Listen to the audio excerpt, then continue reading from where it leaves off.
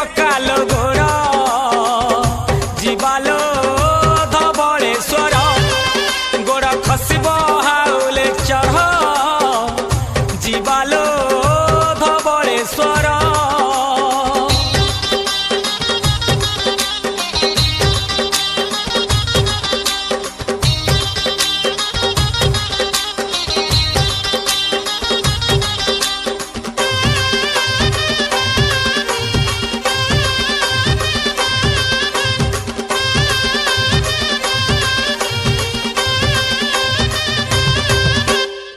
धवलेश्वरଙ୍କ करुणा लभिले अंध तो पाए नयन छोटा चाली पारे मुख कही पारे निसंतानर संतान।